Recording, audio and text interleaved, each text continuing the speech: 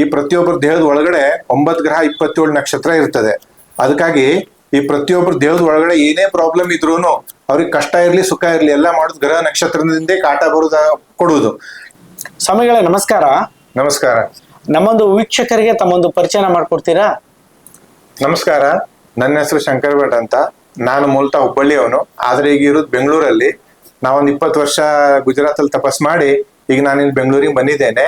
ಇಲ್ಲಿ ಬೆಂಗಳೂರಲ್ಲಿ ಸಲ್ಲಾಪುರಮ್ಮ ದೇವಸ್ಥಾನ, ತಿಂಡ್ಲು ಸರ್ಕಲ್, ವಿದ್ಯಾರಣ್ಯಪುರ, ಇಲ್ಲಿ ದೇವಸ್ಥಾನದಲ್ಲಿ ಈ ಜಾತಕ ನೋಡಿ ಎಲ್ಲ ಪರಿಹಾರ ಮಾಡುವಂತ ಕೆಲಸ ಮಾಡ್ತಾ ಇದ್ದೇನೆ. ಇವಳು ನಮ್ಮ ಮಗಳು.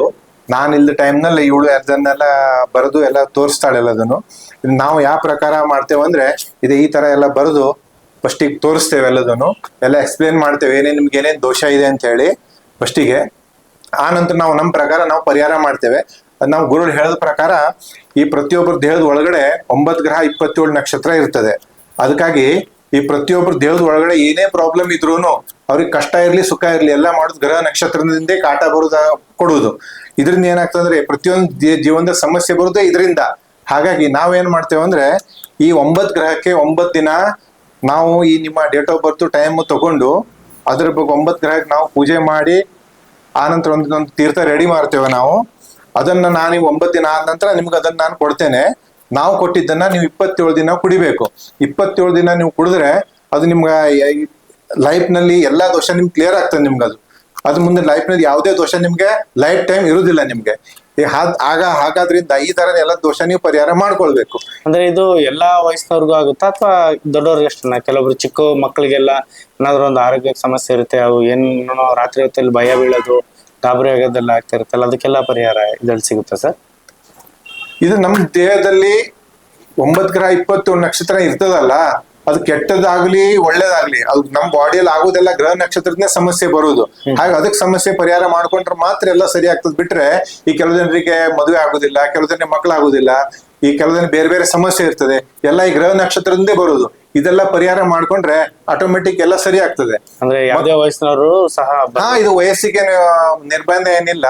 ಮತ್ತೆ ಕೆಲವೊಂದು ಈ ಮಾನಸಿಕ ಕಾಯಿಲೆ ಎಲ್ಲ ಇರ್ತದಲ್ಲ, ಇದು ಆಕ್ಚುಲಿ ಹಿಂದೆ ರಾಹುಕೇತು ಹಿಂದೆ ಬರುದು ಎಲ್ಲದನ್ನು.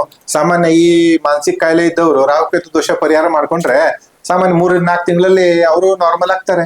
ನೀವು ಈ ತರ ಎಲ್ಲ ಜಾತಕ ದೋಷ ಪರಿಹಾರ ಮಾಡ್ಕೊಳ್ಳಿ. 9 ಗ್ರಹಕ್ಕೆ 27 ನಕ್ಷತ್ರಕ್ಕೆ ಮದುವೆ ಆಗುವಂತ ಮುಂಚೆ, ಇಲ್ಲಾಂದ್ರೆ ಮದುವೆ ಆಗುವಂತ ಮುಂಚೆ ಮಾಡ್ಕೊಳ್ದೆ ಇದ್ರೆ ನಂತರ ನಿಮ್ ಹುಟ್ಟು ಮಕ್ಕಳಿಗೆ ಇದೆಲ್ಲ ಸಮಸ್ಯೆ ನಿಮ್ಗೆ ಮಕ್ಕಳಿಗೆ ಬರ್ತದೆ ಎಲ್ಲದನ್ನು. ನಾನು ಯಾವ ತರ ನಿಮ್ ಜಾತಕ ನೋಡಿ ಬರೆದು ಕೊಡ್ತೇನೆ ಅಂತ ನೋಡಿ. ನಾನು ಈ ತರ ಜಾತಕ ನೋಡ್ತೇನೆ ನೋಡಿ. ಇದು ಒಬ್ಬರದ್ದು ಡೇಟ್ ಆಫ್ ಬರ್ತ್ ಕೊಟ್ಟಿದ್ದಾರೆ, 16/10/1984 5:30 PM ಬೆಂಗಳೂರು. ಇವ್ರ ಪ್ರಕಾರ ಇಲ್ಲೆಲ್ಲ ನಾನೆಲ್ಲ ಬರೆದಿದ್ದೇನೆ. ಇದು ಇವ್ರಿಗೆ ಏನೇನು ದೋಷ ಇದೆ ಇದ್ರ ಬಗ್ಗೆ ನಾನು ನಿಮ್ಗೆ ಹೇಳ್ತೇನೆ. ಒಂದು, ಇವರು ಚಂದ್ರಗ್ರಹಣ ದೋಷ. ಇದ್ರಿಂದ ಏನಾಗ್ತದೆ ಅಂದ್ರೆ ಏನಾದ್ರು ಕಾರಣದಿಂದ ಟೆನ್ಷನ್ ನಲ್ಲೇ ಇರ್ತಾರೆ. ಮತ್ತೊಂದು ವಿಸ್ಫೋಟಕ ದೋಷ. ಈ ದೋಷ ಇದ್ರೆ ಏನಾದ್ರು ಚಿಂತೆ ಮಾಡ್ತಾ ಒಳಗಿಂದೊಳಗೆ ಕೊರಗ್ತಾ ಇರ್ತಾರೆ, ಯಾರಿಗೆ ಹೇಳೋದಿಲ್ಲ ಅವರು. ಮತ್ತೆ ಕಳಂಕ ದೋಷ. ಕಳಂಕ ದೋಷ ಇದ್ರೆ ಏನಾದ್ರು ಒಂದು ಆರೋಪ ಬರ್ತಾ ಇರ್ತದೆ ಇವ್ರ ಮೇಲೆ. ಮತ್ತೆ ಸೂರ್ಯಗ್ರಹಣ ದೋಷ. ಸೂರ್ಯಗ್ರಹಣ ದೋಷ ಇದ್ರೆ ಇವ್ರನ್ನ ಎಲ್ಲೋದ್ರು ಇವ್ರನ್ನ ಇಗ್ನೋರ್ ಮಾಡ್ತಾರೆ. ಮತ್ತೊಂದು ಪಿಶಾಚಿ ದೋಷ. ಪಿಶಾಚಿ ದೋಷ ಅಂದ್ರೆ ಇದು ಹಿಂದಿನ ಜನ್ಮದ್ದು ಅವ್ರ ತಂದೆ ತಾಯಿನ ಬಂದಿದ್ದು. ಇದರಿಂದ ಏನಾಗ್ತದೆ ಅಂದ್ರೆ ಇವ್ರು ಅಂದ್ಕೊಂಡಿದ್ ಯಾವ ಕೆಲಸ ಮಾಡ್ಲಿಕ್ಕೂ ಕೊಡುದಿಲ್ಲ, ಎಲ್ಲದಕ್ಕೂ ಅಡ್ಡ ಬರ್ತದೆ ಇದು. ಮತ್ತೊಂದು ವಿಷದೋಷ. ವಿಷದೋಷ ಅಂದ್ರೆ ಯಾರಾದ್ರೂ ಹೆಸರು ಹಾಳು ಮಾಡ್ತಾರೆ ಇದರಲ್ಲಿ. ಮತ್ತೊಂದು ಪೀಡಿತ ದೋಷ. ಪೀಡಿತ ದೋಷ ಅಂದ್ರೆ ಸಾಮಾನ್ಯವಾಗಿ ಎಲ್ಲೋದ್ರು ಇವ್ರನ್ನ ಇನ್ಸಲ್ಟ್ ಮಾಡ್ತಾರೆ. ಈ ತರ ಎಲ್ಲ ದೋಷ ಬರೆದು ಕೊಡ್ತೇನೆ ನಾನು. ಆನಂತರ ಪರಿಹಾರವನ್ನು ನಾನೇ ಮಾಡ್ತೇನೆ. ಓಕೆ, ಧನ್ಯವಾದಗಳು ಸ್ವಾಮಿಗಳೇ. ನಮಸ್ಕಾರ, ಧನ್ಯವಾದ.